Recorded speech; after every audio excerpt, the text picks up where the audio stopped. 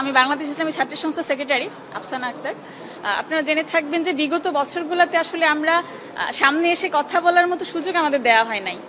আমরা নানাভাবে চেষ্টা করেছি নিজেদের জায়গা থেকে, কিন্তু যে কণ্ঠস্বর তুলে ধরার আসলে সুযোগটা আমরা পাই নাই। তো এই যে আমরা সুযোগটা পেয়েছি জুলাই গণঅভ্যুত্থানের পর, আমরা যেই সবচেয়ে বড় যে আমাদের পাওয়া সেটা হচ্ছে কথা বলা। তো আমরা চাচ্ছি না যে কোনো মাধ্যমে, কোনো ব্যক্তি, কোনো প্রশাসন, কোনো রাজনৈতিক সরকার, কারো মাধ্যমে আমাদের সেই কথা বলাটা বন্ধ হোক। আমরা চাই যে কোনো ধর্ম, বর্ণ নির্বিশেষে সবাই যেন তাদের কথাটা বলতে পারে। সেই সব ধরনের শিক্ষার্থীদের প্রতিনিধিত্ব করতে আসলে আমরা এসেছি। আপনারা জানেন যে বিগত সময়গুলোতে আমাদের হিজাব নিকাব নিয়ে একটা ভীতিকর পরিস্থিতি ছিল। মেয়েরা ভাইবা ফেস করতেও ভয় পেত।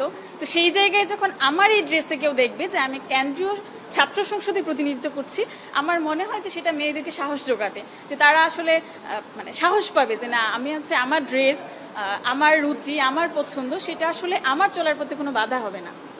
সেটা নিশ্চিত করার জন্য, এবং আমরা সকল ধর্ম, বর্ণ, মত নির্বিশেষে সবাই যেন এই সাহসটা পায়, সব মেয়েরা যেন এই সাহসটা পায়, সেই সাহসের একটা সেই সাহসের জায়গাটায় নিজেকে দাঁড় করানোর জন্য আসলে আমাদের প্রতিনিধিত্ব করতে আসা। আমার আসলে এটা। ধন্যবাদ।